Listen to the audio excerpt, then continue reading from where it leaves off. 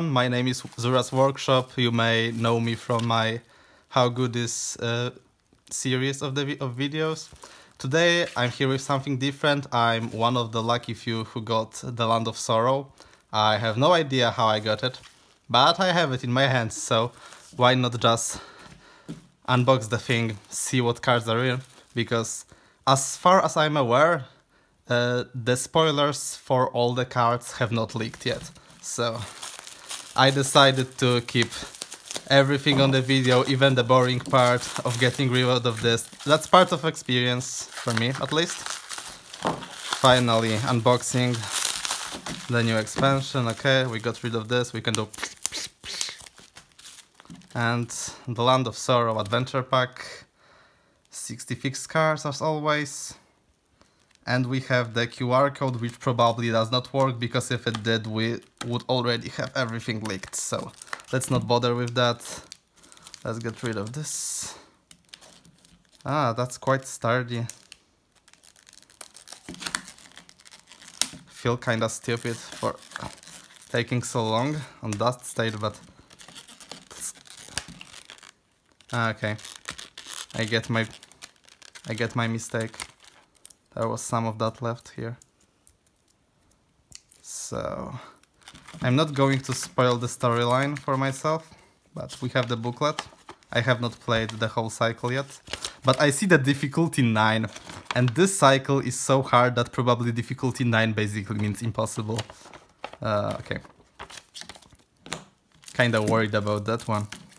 So we'll go through each card, and I will give my impressions on pretty much all of the player cards. I do know some of them, the spoiled ones, but I will talk briefly about them anyway.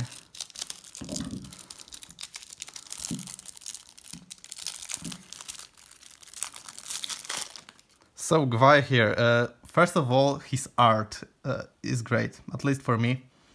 Range Sentinel, those are very good keywords in some instances and terrible in others. Cannot have restricted attachments, does not ready during the refresh phase after an eagle ally enters or leaves play. Ready Gvai here, so he seems okay, but the fact that he is restricted to eagles coming in and coming out, like they basically restricted him on something that all the heroes can do, and then told him, you can do it anyway if you play eagles or they get out of play. I like him, but he's so, like, his threat level is Elrond, and he is no Elrond. I think he will see some play, but he's very limited to eagles, at least. Hobbit Archer, he's new. I didn't see that one yet. 2 cost, 1 willpower, 1 attack, 0 defense, 2 HP. Very... It isn't the stat line that we're used to these days. Usually the stat lines are more focused, but he has +1 attack while attacking an enemy with higher engagement cost than your threat. He seems okay in Tom Cotton deck, I guess. And, well, some Hobbit ally decks, they might exist. Maybe there's something in the pack that synergizes with Hobbits, but as this card is right now, he's like a pretty standard ally, nothing extraordinary. Oh, that's new. Red Book of Westmarch. That's an artifact that has been missing from the game. That's very cool, actually. Artifact item. Attached to Hobbit hero. Restricted.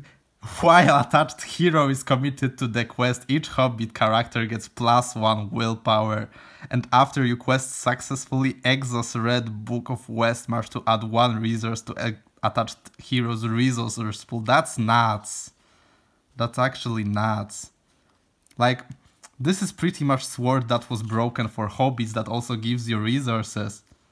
It's the best hobbit card in the game, maybe. Like, I don't wanna like give hard judgment, but that's what it seems to me like right now. That's what's gonna glue this archetype together. I'm sorry, Hobbit Archer. You're gonna go in the deck. So, very good. Dale Messenger, that one was spoiled. After she enters play, you choose a player. That player heals 1 damage from each character he controls with a player card attachment. It's okay in Dale deck, probably not even 3 copies, it's just okay. And like her art is like pretty weird for me, but maybe it's just me. She looks like She doesn't really care about what she's doing. Song of Healing. Song attached to a hero, limit once per hero. Discard one card from your hand to heal 1 damage from the attached hero. Any player may trigger this effect. That's a very good card and is going to break Glowing once again. And is probably a very good card in any deck with Elven Light. At least on the defender, because like it isn't very flexible in who you heal. Eagle Emissary. Tactics character with 2 willpower. That's rare. Cannot have restricted attachments. And as with pretty much all the eagles, you need to pay him after he quests. Or you need to discard him. Gvai here has a friend other than that. Probably some tactics decks will want him just for the questing capabilities. That's another new one, Bilbo's Plan. After you attack and destroy an enemy, shuffle the encounter discard pile into the encounter deck and discard cards from the top until an enemy is discarded. Add that enemy to the staging area to discard a non-unique location with threat equal to or less than enemy's threat.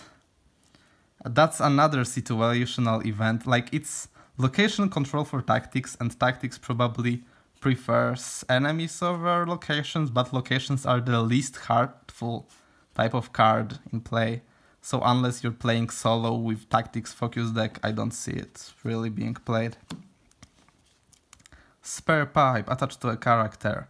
Attached character gets +1 hit point. After you play Spare Pipe, search the top 5 cards of your deck for an event and add it to your hand. Shuffle your deck. Well, it's great in any Pipes deck, and Pipes decks are actually a lot better than they seem to. Like, they draw cards like crazy, and it allows you to even draw more because you can find like any of your threat reduction events and then use the rest of the Pipes to draw cards. Seems very fair. Oh, Smoke and Think. So reduce the cost of the next card you play by 1 for each pipe you control. So basically Hobbits just got a lot of resource acceleration with the red book. And with this, they can pretty much play a lot more heavy cards. I mean costly. Because a lot of Hobbit decks will have 3 pipes in play very easily, so it's like 0 cost to get 3 resources. Just not instantly. That's very solid. Villador. So that's the one who you save in the Journey to Rosgobel, actually. 1 cost, 1 willpower, 3 attack, 2 defense, 3 HP. He's better than when he was dying, except that he doesn't have 20 HP points anymore. When Sentinel cannot have restricted attachments, at the end of the round, discard Villador unless the players as the group spend 1 resource.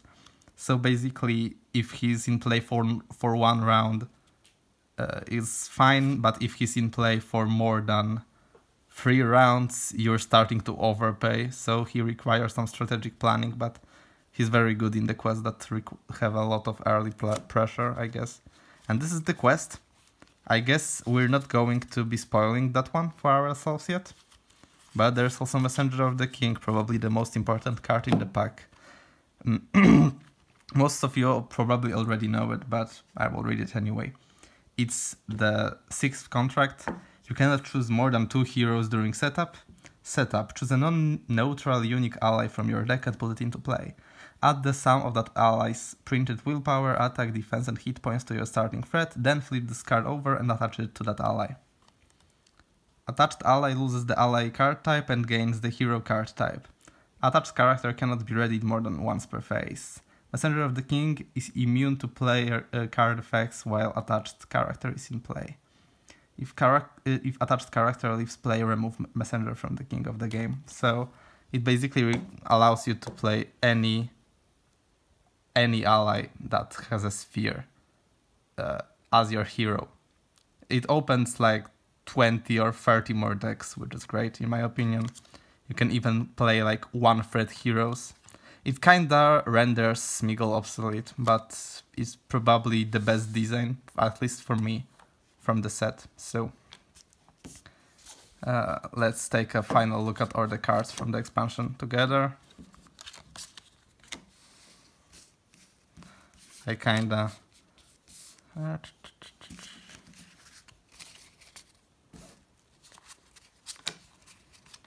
There's a lot of useful cards in this expansion, but if I were to choose one that actually made me react the most to it, it's the Red Book. I wasn't expecting Hobbits to get such a big boost in the final cycle. Like, I mean, Messenger of the King is probably my favorite one of the expansion, but it was spoiled so, like, such a long time ago. I don't really feel all, you know, that it's so game breaking because I already thought of pretty much all the possibilities to use it. So here it is, all of the cards in the expansion. I hope that you found that video informative, and well, at least maybe you had some fun opening the expansion with me, and I will see you guys in the next one. I just wanted to say that the next video is in the works, but the works are taking a bit more than planned, so I'm happy that at least I can do this video for you guys. I will see you in the next one.